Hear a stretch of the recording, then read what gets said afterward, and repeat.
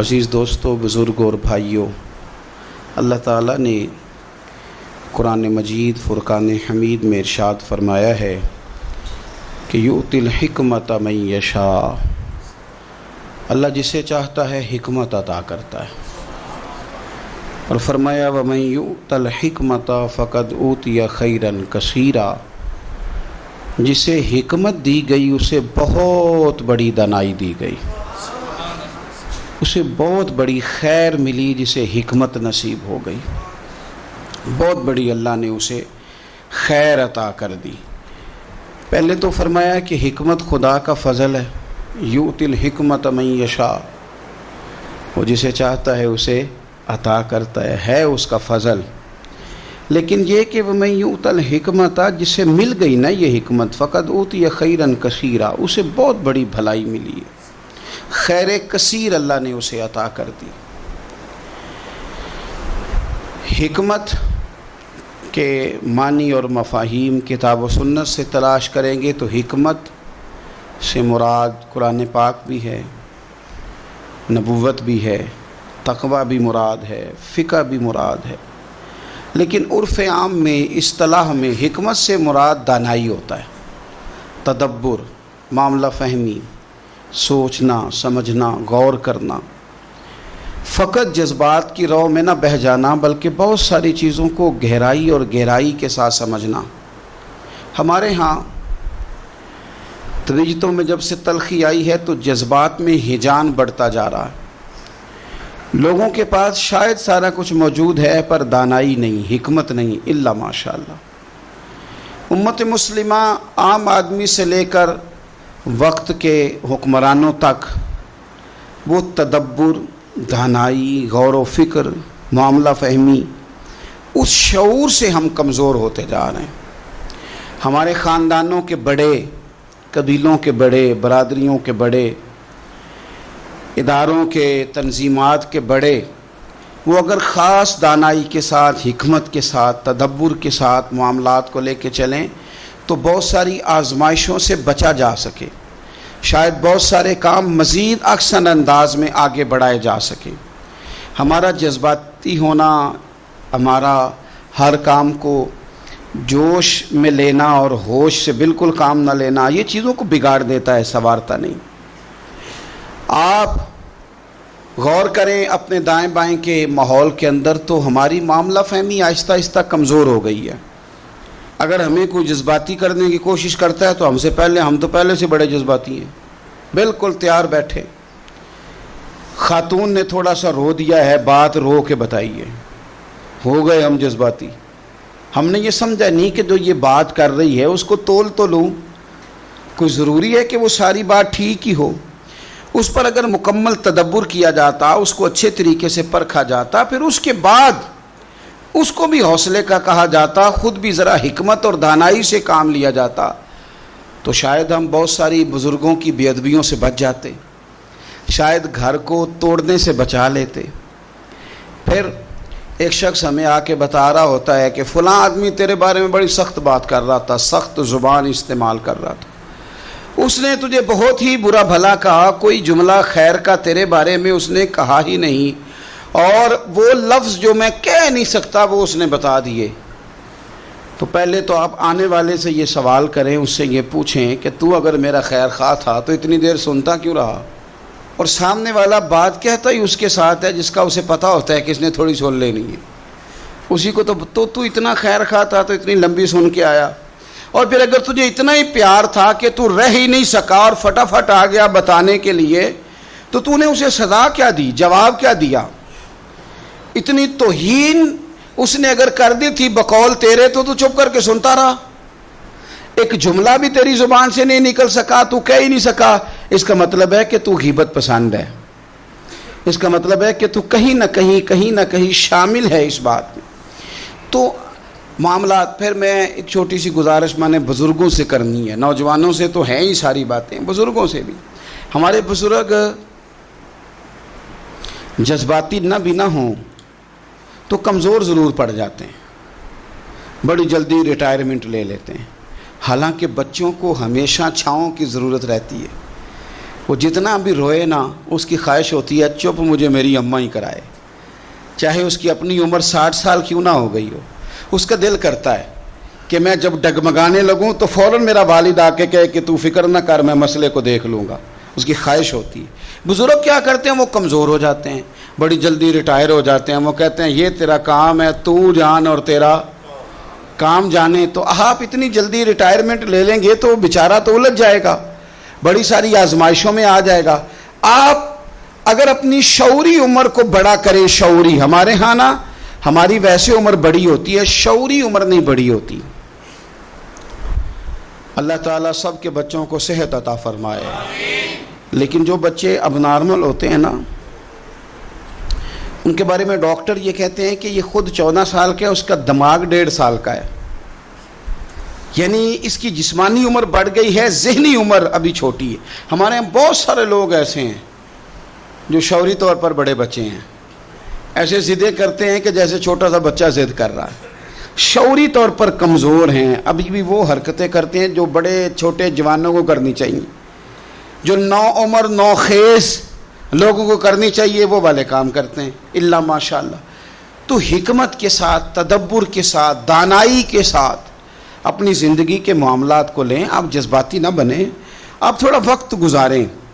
آپ کوئی بھی معاملہ ہے، قرآن پاک نے نا بار بار کہا کہ رب کی ہستی پر بھی غور کرو، وقوع قیامت پر بھی غور کرو، قرآن اللہ کی کتاب ہے، پر شرط یہ ہے کہ تم غور کرو، شرط یہ ہے کہ تم غور کرو۔ رشتے بھی نبھائے جا سکتے ہیں پر کاش کہ ہم غور کریں، تدبر نہیں، غور و غوض نہیں، معاملہ فہمی نہیں، شعوری بات۔ ایک ہوتی ہے بحث کی گفتگو، بحث کی گفتگو آپ سارا دن کریں کوئی نتیجہ نہیں، آپ بیٹھ کے آپس میں مناظرہ 2-3 دن کریں کوئی رزلٹ نہیں، لیکن حکمت کا ایک جملہ سوچ کے زاویے بدل دیتا ہے، دانائی کی ایک بات آپ کی طبیعت کے دھارے بدل کے رکھ دیتی، حکمت کا ایک فکرہ انسان کی بھٹکی ہوئی سوچوں کو حق کا رستہ دکھا دیتا ہے۔ اسی لیے تو میرے رب کا قرآن سارا حکمتوں سے بھرا ہوا ہے۔ رسول پاک صلی اللہ تعالی علیہ وسلم کے بارے میں میرا رب فرماتا ہے یعلمکم الکتاب والحکمہ، میرے رسول تمہیں کتاب بھی سکھائیں گے اور حکمت بھی سکھائیں گے، کتاب بھی سکھائیں گے، دانائی سے بھی تمہارے دل بھرپور کر دیں گے۔ حکمت لے، ہمیں نہ حدیثیں ہر جمعے میں سنائی جاتی ہیں، ہر مسجد میں سنائی جاتی ہیں، آپ نے ناراض نہیں ہونا، میرا شکوہ ہے کہ لوگ حدیث پر کان اس طرح کھڑے نہیں کرتے جس طرح اور کئی باتوں پر کھڑے کرتے ہیں۔ آپ اگر سمجھ لیں کہ یہ جو حدیث آپ کو سنائی جا رہی ہے تو کائنات میں سب سے بڑے حکیم کی بات سنائی جا رہی ہے، اس دھرتی پہ آنے والے سب سے بڑے مدبر کی بات سنائی جا رہی، حکمت کے ساتھ اپنا وقت گزاریں۔ اللہ کے پیارے رسول صلی اللہ علیہ وسلم نے نا ہمیں ایک بات سمجھائی ہے، سنن ترمذی میں حدیث ہے، اور کمال دیکھیے، نبی پاک صلی اللہ تعالی علیہ وسلم نے فرمایا یہ جو حکمت بھری بات ہے نا یہ مومن کی گم شدہ میراث ہے، وہ جہاں بھی ملے نا مومن کا زیادہ حق ہے کہ اسے حاصل کرے۔ حکمت کی بات اس کا وارث ہے ہی مومن، دنیا میں جہاں بھی کسی کو حکمت ملی نا کسی نبی کا صدقہ ہی ملی ہے، وحی کے ذریعے ملی ہے۔ غیروں کے پاس جو آسمانی وحی کو نہیں مانتے ان کے پاس حکمت ہوتی نہیں، یہ مومن کا ہی ورثہ ہے، اسے چاہیے جلدی سے حاصل کرے، ورثہ اسی کا ہے۔ وہ اگر کوئی غیر بھی بات کر رہا ہوگا نا تو فیضان کسی مومن کا ہی ہوگا، وہ کسی مومن کا فیضان ہے۔ حضور فرما رہے ہیں یہ حکمت اور دانائی کی بات، تدبر کی بات مومن کی گمشدہ میراث ہے، جلدی سے حاصل کرو، جلدی سے اس کے قریب جاؤ، جلدی سے اس کے حصول کی کوشش کرو۔ اور اس کے لیے کریں کیا؟ تو حضرت عبداللہ ابن مسعود رضی اللہ تعالیٰ عنہ فرمایا کرتے تھے بہترین مجلس وہ ہے جہاں حکمت کی بات ہوتی، وہاں ضرور جا، وہاں جا کے بیٹھ، وہاں سے تو حکمت حاصل کر، یہ تیری گمشدہ میراث ہے، اس کو لے۔ حضرت لقمان نے اپنے بیٹے سے کہا تھا بیٹے جایا کر جہاں حکمت کی محفلیں ہوں، جہاں سمجھدار لوگ بیٹھتے ہوں، معاملہ فہم، وہاں جا کے بات سیکھا کر۔ آپ یقین کریں کہ بزرگوں کی مجلس سے آپ کو نا کتابوں کا نچوڑ ملتا ہے، کتاب و سنت سے مفاہیم عکس کر کے وہ ہمیں دیتے ہیں، اور بہت ساری علم پر لکھی گئی تصانیف کا نچوڑ ایک جملے میں بیان کر دیتے ہیں۔ تو حکمت سیکھیں، دانائی سیکھیں، تدبر والی زندگی گزاریں، کسی چیز کو بھی لیں تو ذرا غور و خوض کے ساتھ لیں، تھوڑے معاملہ فہم بنیں۔ ایک چھوٹی سی بات اور کر لوں، سازشی نہ بنے۔ ہمارے ہاں نا سازش کرنے کے لیے، کہانی بنانے کے لیے لوگوں کو بڑا موقع میسر آتا ہے، لیکن اسی کے مثبت پہلو لینے کے لیے، اسی کا اچھا انداز اختیار کرنے کے لیے اپنے آپ کو آگے بڑھائیں، تدبر کے ساتھ، دانائی کے ساتھ۔ اور حضور نے تو یہاں تک فرمایا تھا کہ جس کے پاس تم حکمت دیکھو نا اس پر ناز کیا کرو، غبطہ کیا کرو کہ یہ بندہ سمجھدار ہے۔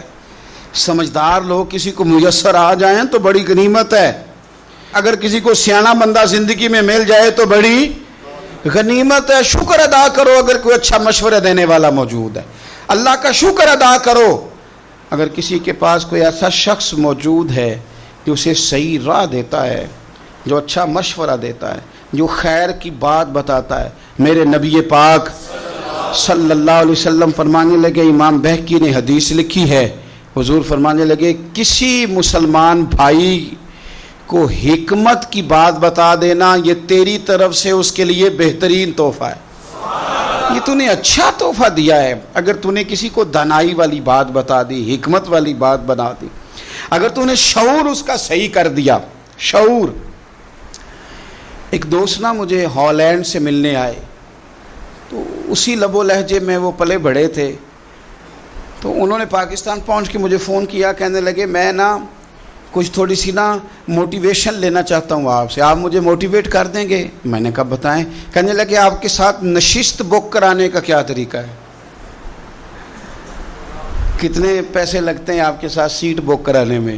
میں نے کہا بس ایک ہی کام ہے کہ جہاں جگہ ملی وہاں بیٹھ جانا، کیونکہ حکم ہے کہ جمعے والے دن گردنیں نہیں پلانگنی۔ اور دوسرا یہ کہ اصل مسئلہ یہ ہے کہ اگر اللہ کسی کو عقل دیتا ہے وہ ذاتی سمجھ لیتا ہے، پھر اسے بیچتا ہے، پھر وہ سیٹیں بک کرتا ہے۔ تو میں نے کہا میں آپ سے گزارش کروں گا کہ اگر میں آپ کو کوئی حکمت کی بات بتا سکوں نا تو میرے لیے دعا کرنا۔ سیٹ میں نے کیا بک آپ کے ساتھ کرنی ہے، کیا لینا دینا ہے، میں تو خود فقیر ہوں، کا سلیس ہوں، مدینے والے سے بھیک لیتا ہوں، اور جو قطرے نصیب میں آتے ہیں وہ حضور کے غلاموں کو دینے کی کوشش کرتا ہوں۔ اللہ یہ خدمت قبول کر لے۔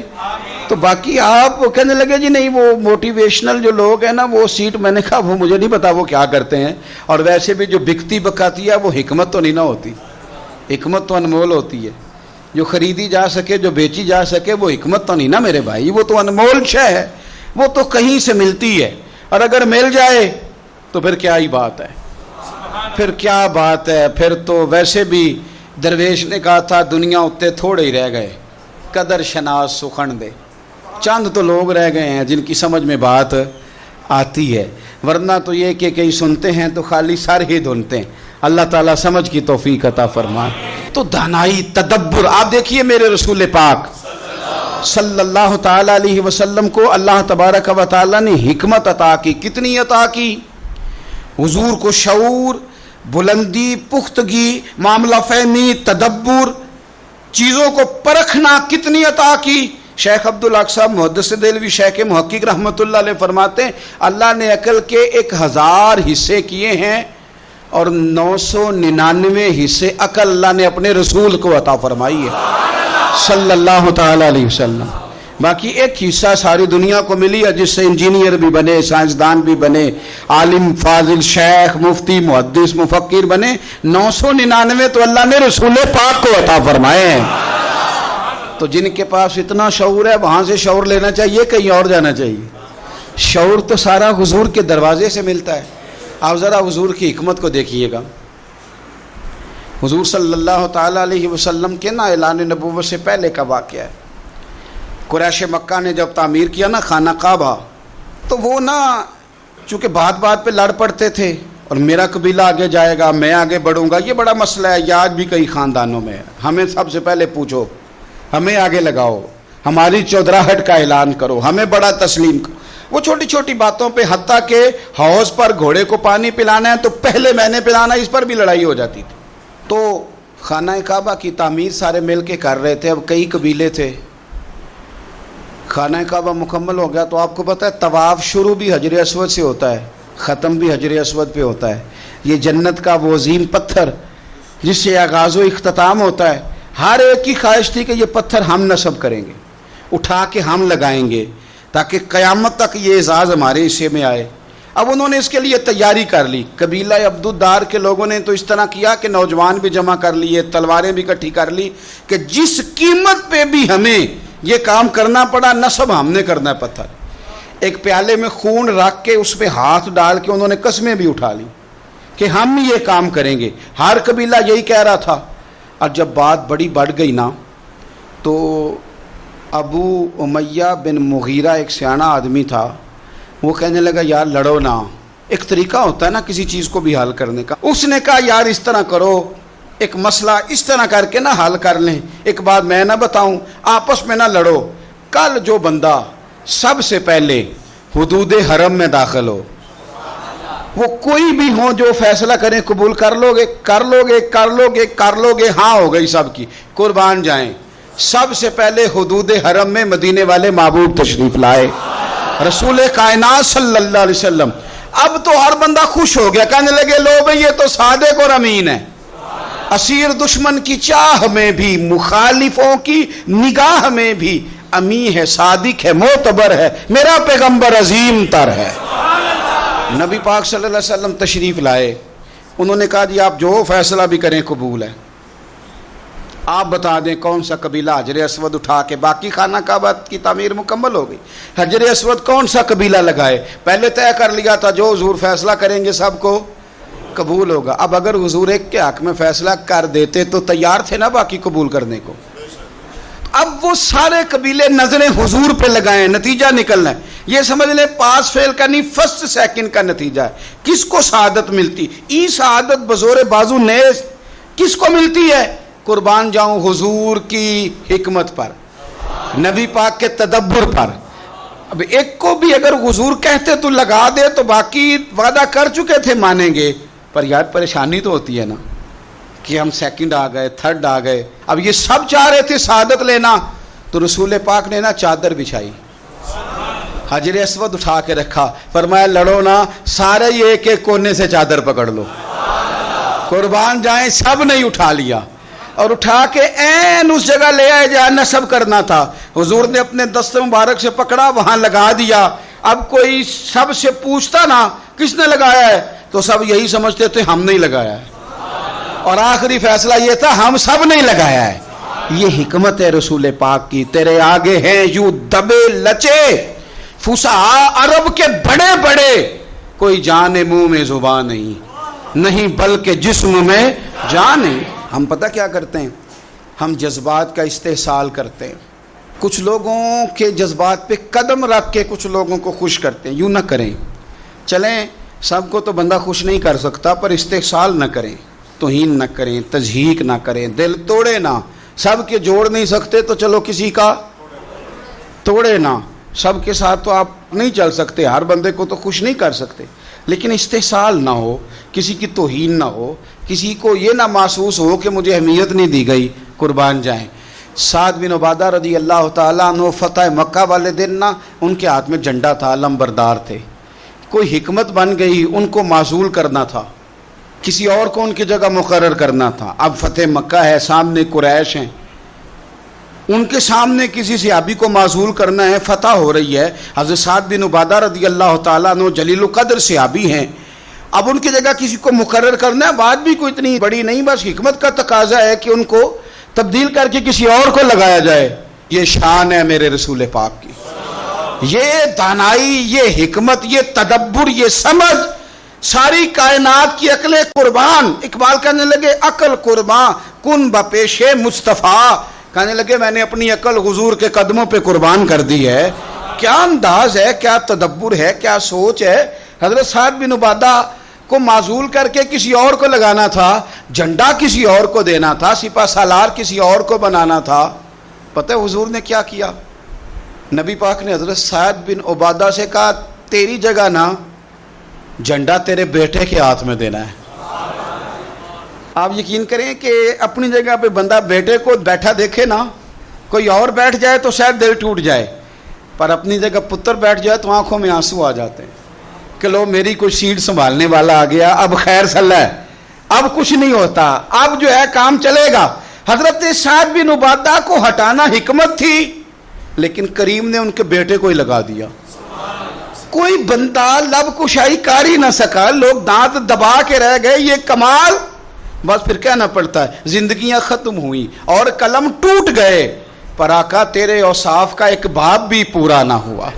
یہ انداز کریمانہ حضور کا. اپنی زندگی میں نا تھوڑا تدبر سیکھیں, تدبر. آپ نے ناراض نہیں ہونا. کہہ دوں ایک چھوٹی سی بات, مجھے کئی دفعہ نا اس نوجوان کو ڈانٹنے کو دل کرتا ہے جس سے نا اماں کی اور بیوی کی لڑائی بھی صحیح نہیں ہو رہی. میں کہتا ہوں یار تجھے اللہ نے شعور دیا ہے, تو نے تو دنیا کو فتح کرنا تھا اور تو یہیں الجھ کر رہ گیا ہے. وہ مہربانی کریں جی کوئی دعا کر دیں, کس کے لیے؟ بیوی سیانی ہو جائے, اماں سمجھ. تو میں کہتا ہوں نہ بھی سیانی ہو تو پھر بھی گزارا کریں. آپ کچھ بڑا کام کریں زندگی میں, آپ کچھ انقلاب قوم کے لیے, ملت کے لیے, مذہب کے لیے, نظریے کے لیے, یہیں الجھے رہنا ہے ساری زندگی. آگے بڑھیں. اتنی بھی شعور ہمارے پاس تدبر کی کمی آ جائے کہ گھر کا نظام بھی ہم سے ٹھیک نہ ہو, یہ ٹینشن لے کے ہی ہم بال سفید کر کے بیٹھ جائیں. تدبر کا معاملہ کریں, حکمت کا معاملہ کریں. بیوی کا اور اماں کا اتنا مقابلہ نہیں ہوتا جتنا سوکنوں کا مقابلہ ہوتا ہے, سوتن کا جتنا مقابلہ ہوتا ہے. تو رسول پاک کی بارگاہ میں تو 11 ازواج مطہرات رہتی تھی, 9 بیک وقت موجود ہوتی تھی. تو تدبر کے ساتھ حضور نے سب کے حقوق ادا کیے, حکمت کے ساتھ سب کے جذبات کا خیال رکھا, ہر ایک کو حضور نے شان دی. تو نے ہر شخص کی قسمت میں یہ عزت لکھی اور آخری خطبے کی صورت میں نصیحت لکھی. حضور نے ہر ایک کو عظمتوں سے نوازا, شانیں عطا فرما. ہم کیا ہیں, الجھ گئے, چھوٹا سا مسئلہ حل ہی نہیں ہو رہا. تھوڑا تدبر دکھائیں, تھوڑی سوچ آپ بڑی کریں, تھوڑا حوصلہ.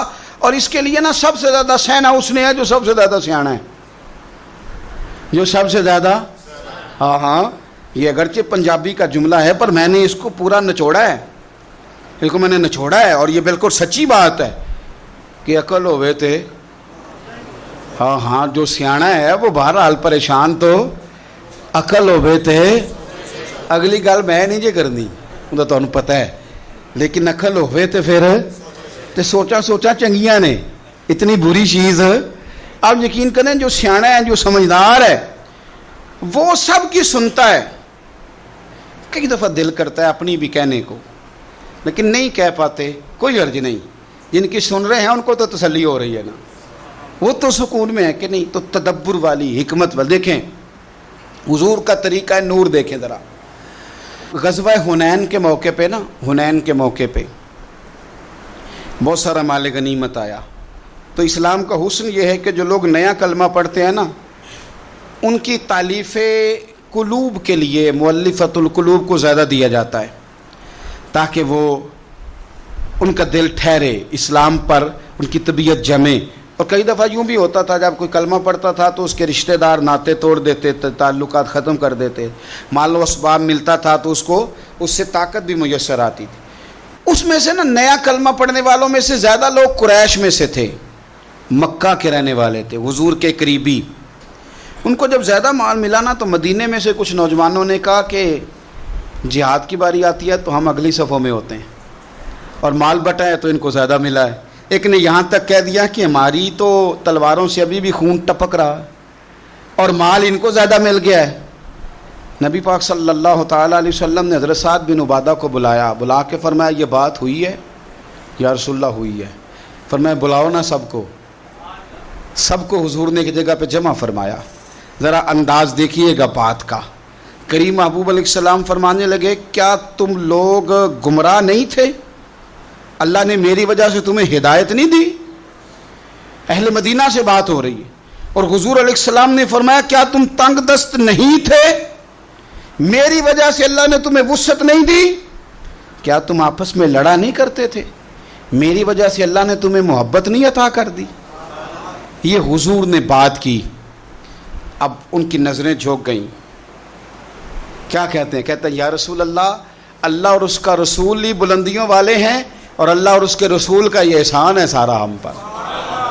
اب حضور سامنے والے کے جذبات اور اس کے ان بات، حضور کہہ دیتے، ڈانٹ دیتے، کوئی بات کر دیتے، حضور کرتے تو اس کو بھی قبول کرتے، لیکن حضور نے ڈانٹ کر بات کو کچلا نہیں، بلکہ حکمت کے ساتھ جذبات کو ایک نیا رخ عطا کیا. حضور فرمانے لگے تم میری بات کے جواب میں کہہ سکتے ہو کہ یا رسول اللہ اہل مکہ نے تو آپ کو تکلیف دی تھی، ہم نے آپ کو یہاں رہنے کو جگہ دی. تم کہہ سکتے ہو کہ یا رسول اللہ صلی اللہ علیہ وسلم یہ تلواریں لے کے آئے تھے، ہم تھے جو دفاع میں آگے بڑھے. تم کہہ سکتے ہو کہ ہم نے مال اسباب آپ کی خدمت میں، تم کہو نہ کہو. وہ رو پڑے، کہ نہیں حضور ہم کون ہوتے ہیں، یہ تو اللہ رسول کا احسان ہے، یہ تو اللہ رسول کی بلندیاں ہیں. اب وہ باتیں نہ، پہلے ان کے جذبات اور تھے، اب بات آنسوؤں میں آ گئی، درد میں آ گئی، رو پڑے. عاشق دا کام ہی رونا توڑنا تے بنا رویوں نہیں منظوری. یہ عاشق سدا ہی روندا رہندا ہے، پاویں وصل ہوئے پاویں دوری. وہ رو پڑے نا تو اب حضور نے ایک جملہ کہا جو ساری صورتحال ہی بدل گیا. ایسی حکمت والی بات حضور نے فرمایا میرے بھولے بھالے غلاموں، تم یہ پسند نہیں کرتے کہ وہ اپنے گھروں میں جائیں گے تو بھیڑ اور بکریاں لے کے جائیں گے، اور تم جب مدینے جاؤ گے تو اللہ کے رسول کو ساتھ لے کے جاؤ گے. تم یہ پسند نہیں کرتے کہ میں تمہارے بس پھر تو نا جذبات تھے کہ وہ آنسوؤں کے رستے بہہ گئے اور ان کی خوشی کا کوئی ٹھکانہ ہی نہیں. یہ تدبر ہے، یہ حکمت ہے. حضور جذبات کو صحیح رستہ.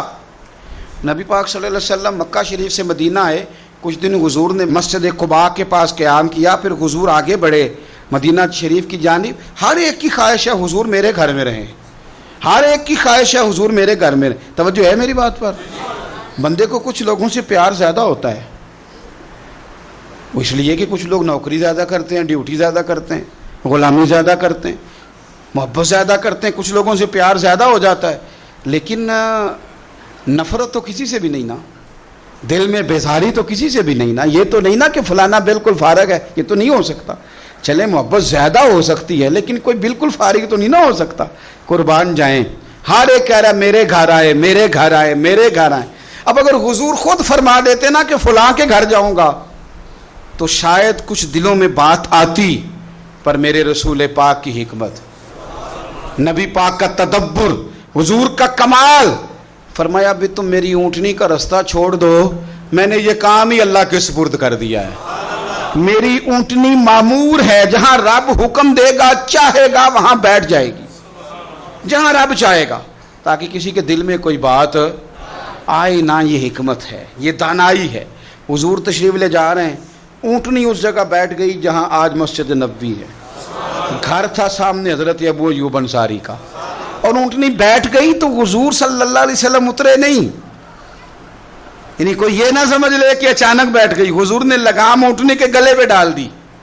اونٹنی ایک دفعہ پھر اٹھی، پھر گھومی، پھر دوبارہ اسی جگہ آ کے بیٹھ گئی. جب دوبارہ بیٹھ گئی سمجھ گئے سارے کہ یہ تو واقعی اللہ کی طرف سے مامور ہے. اسی جگہ کا انتخاب کیا گیا ہے.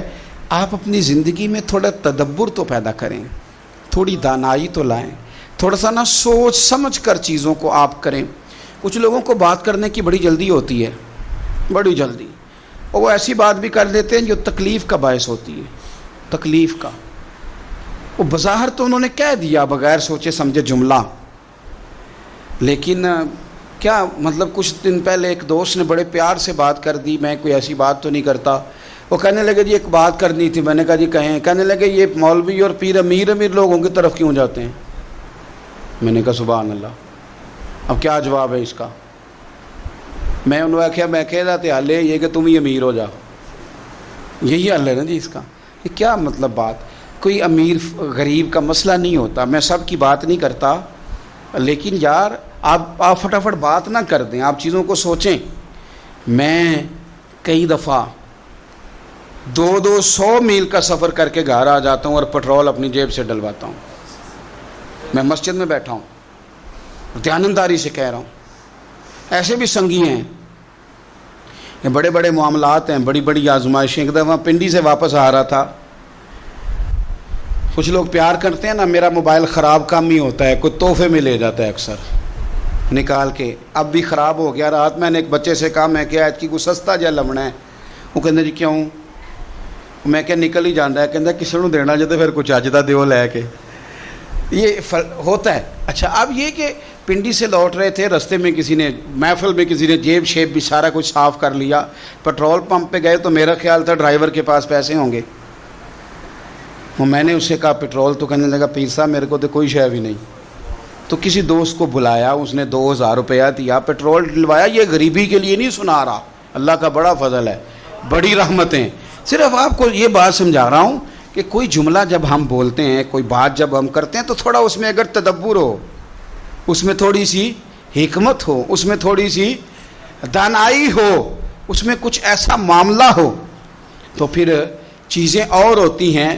میں نے اس سنگی سے، اور بھی کئی دوست اس طرح کے ملتے ہیں، میں نے اسے کہا کہ اگر ہم امیروں کے گاہک ہوتے نا تو تم اس مسجد میں بیٹھے ہوتے جس کے چاروں کونوں میں اے سی لگے ہوتے، بڑی وسیع و عریض ہوتی، بڑا کچھ تمہیں نظر آتا. یہ حال دیکھ کے یہ ہمارا دیکھ لو کہ ہم امیروں کی طرف کتنا جاتے آتے ہیں، ہماری کیا پوزیشن ہے، کس طرح کا ماحول ہے. تو جلدی نہ کریں. یہ میں نے اپنے معاملے کو کلیئر کرنے کے لیے بات نہیں کی. ہمیں تو اور بھی کچھ کہہ دیں کوئی حرج نہیں، پھر کیا ہے، یہ کر یار دے نام دا ملے مینا. لیکن میں روٹین کی بات کر رہا ہوں. اس طرح کی بات ہم ابا جی سے بھی کر دیتے ہیں کہ مینوں پتہ ہے بڑا پتر کماؤ ہوئے تاں تہاڈا دھیان ادھر ہے. تو ابے بیچارے کا دل ٹوٹ جاتا ہے، وہ پریشان ہو جاتا ہے. تو اس طرح کی بات ہم اکثر جگہوں پہ کر دیتے ہیں. یہ بات ٹھیک، آپ تدبر کے ساتھ، حکمت کے ساتھ، دانائی کے ساتھ. میں یہاں سے سفر کر کے وہ دور گیا 2.5-3 گھنٹے، علاقے کا نام نہیں لیتا، لوگ پہچان، جلسے کا ٹائم لیا ہوا تھا ان لوگوں نے. ہم ان کے علاقے میں پہنچ گئے، جا کے ٹیلی فون کیا کہ جناب آج آپ کا جلسہ. کہنے لگے اوہو وہ تو کینسل ہو گیا ہے، اجازت ہی نہیں ملی، آپ کو بتا ہی نہیں سکے. وہ کہا تھا، فون کیا تھا، پتہ. اب تدبر کی بات ہے نا، ہمارے بچے پریشان ہو گئے نا، سانو پریشان کیتا ہے. میں نے ان سے کہا کہ پتر یہاں حکمت بھی ہے ایک، اگر ہمیں کو مجبوری بن جاتی تو. اتنی جلدی نہ آوازار ہوں چیزوں سے کہ کوئی نہ دسیا ہی نہیں، نہ پتہ ہی نہیں، بلاوا نہ فون، سناوا نہ چار. اتنی جلدی کرنے کی کیا ضرورت؟ آپ تھوڑی حکمت کے ساتھ زندگی. یہ مثالیں اس لیے دے رہا ہوں کہ جلد باز ہیں، جلدی کرتے ہیں، اس کا نقصان ہمیں خود ہوتا ہے. بھائی میرے ساتھ کئی دفعہ ایسے میں بیمار ہو گیا، کسی پروگرام پہ نہیں جا سکا، گھر میں کوئی ایسا ایشو ہو گیا، تو اگر کسی نے کسی وجہ سے کہہ دیا یاد نہیں رہا تو کیا ہو گیا ہے. آپ تحمل، بردباری اپنی زندگی میں لائیں. آپ یقین کریں ہنڈیا جب ابلتی ہے تو اس کے اپنے کندھے جل جاتے ہیں سارے، اور اگر اعتدال میں رہے تو اس کا اپنا وجود جلنے سے بچ جاتا ہے. نہ اتنا ابلیں کہ اپنا ہی جسم جل جائے. تدبر کے ساتھ جئیں گے. ہم تو ماننے والے اس دین کے ہیں جو دین حکمت والا ہے. یؤتی الحکمت من یشاء، اللہ جسے چاہتا ہے حکمت عطا کرتا ہے. ومن یؤت الحکمت فقد اوتی خیرا کثیرا، اور جسے حکمت دی گئی اسے بڑی ہی خیر دی گئی. اللہ تعالی ہمیں حضور کی غلامی میں حکمت عطا فرمائے. آخر دعوانا الحمد.